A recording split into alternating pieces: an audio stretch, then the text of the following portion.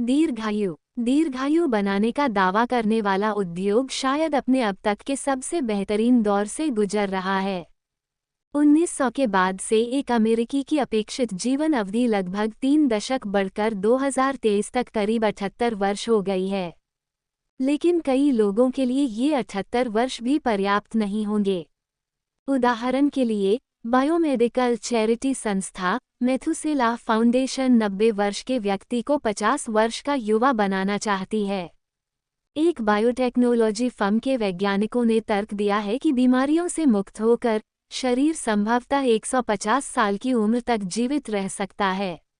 कुछ और आशावादी अनुमान इस संख्या को 1000 के करीब बताते हैं। मानव जीवन की अधिकतम अवधि चाहे जो भी हो, लोग उसे जानने के लिए तेजी से प्रयास कर रहे हैं, खासकर पुरुष, जो जीवन को मौलिक रूप से शायद अनिश्चित काल तक बढ़ाने के पक्ष में हैं। पबमेड बायोमेडिकल और जीवन विज्ञान संबंधी शोधपत्रों का एक डाटाबेस है। पिछले साल दीर्घायु पर लगभग 6000 अध्ययन पबमेड में शामिल हुए। ये संख्या 2 दशक पहले की तुलना में लगभग 5 गुना ज़्यादा है। दर्जनों पॉडकास्ट और एक बड़े पूरक उद्योग के निर्माण के साथ साथ इस उत्साह ने अंगों को संरक्षित करने, जीवन बढ़ाने वाले आहारों की खोज करने और यहाँ तक कि बुढ़ापे को उलटने की कोशिशों को भी जन्म दिया है। ये ठोस विज्ञान, मनगढ़ंत प्रयोगों और संदिग्ध सलाह का वही मिला जुला रूप है जिसने इस खोज को परिभाषित किया है।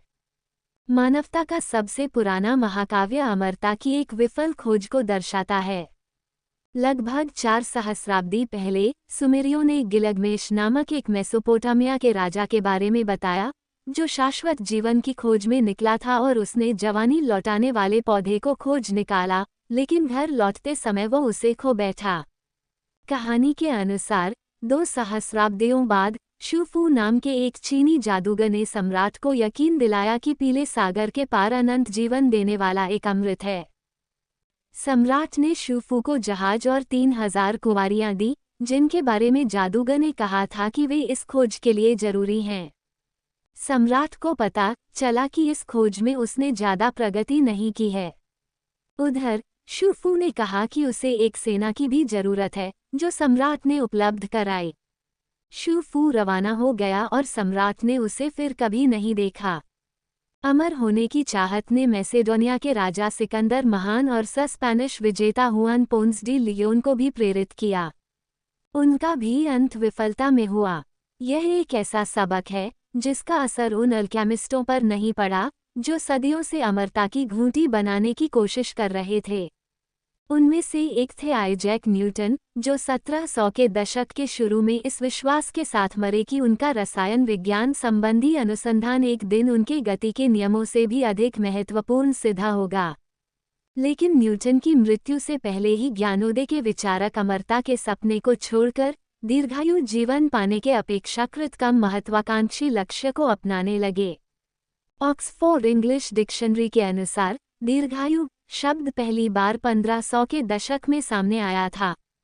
जैसा कि पहली दीर्घायु आहार पुस्तक में भी हुआ था, जब लुइगी कोनारो नाम के इतालवी रईस को आशंका हुई कि शराब, आलीशान दावतों और देर रात तक जागने की आदत उनकी सेहत पर नकारात्मक असर डाल रही है। फिर वह रोज बहुत कम भोजन करने लगे और वह 80 साल की उम्र तक जीवित रहे, जब उन्होंने discourses on A sober life में अपने खाने की आदतों का जिक्र किया।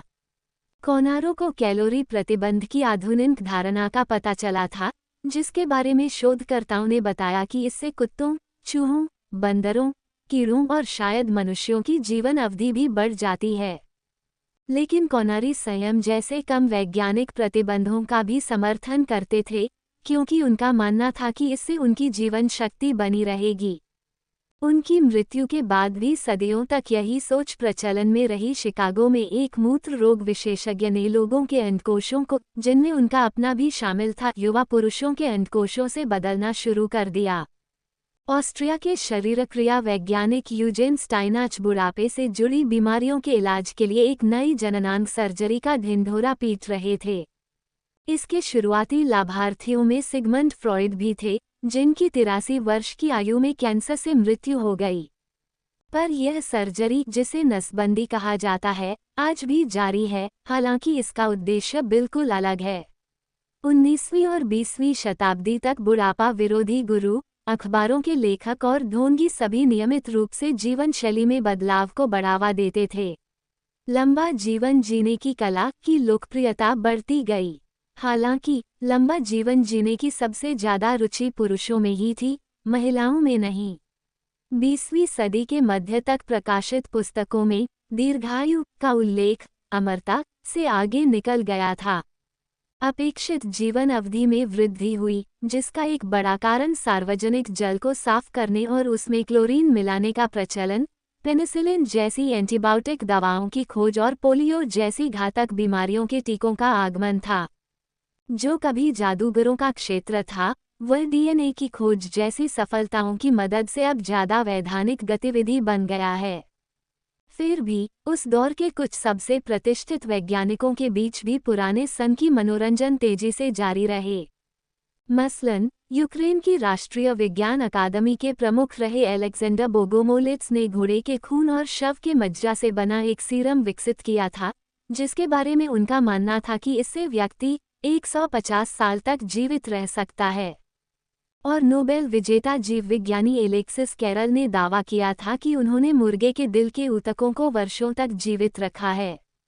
आणविक जीव विज्ञान के संस्थापकों में से एक और रसायन विज्ञान में नोबेल पुरस्कार विजेता लिनस पॉलिंग ने अपने करियर के अधिकांश समय में विटामिन सी की बड़ी खुराक को 75% कैंसर की रोकथाम और 150 वर्ष की आयु तक जीवन बढ़ाने के तरीके के रूप में बढ़ावा दिया।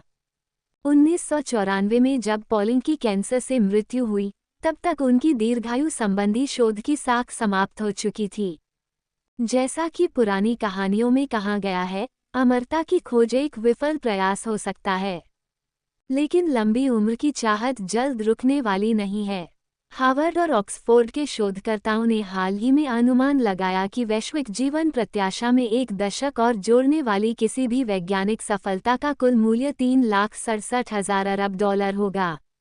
लेकिन यहाँ भी प्राचीन लोग सावधानी बरतने की सलाह देते थे। रोमन लेखक प्लिनी द एल्डर ने एक ऐसे समय के बारे में बताया है जब ऐसे लोगों की कोई कमी नहीं थी जो 800 साल की उम्र तक जीवित रहे। उन्होंने बताया कि वे जिंदगी से इतने थक गए थे कि उन्होंने खुद को समुद्र में फेंक दिया।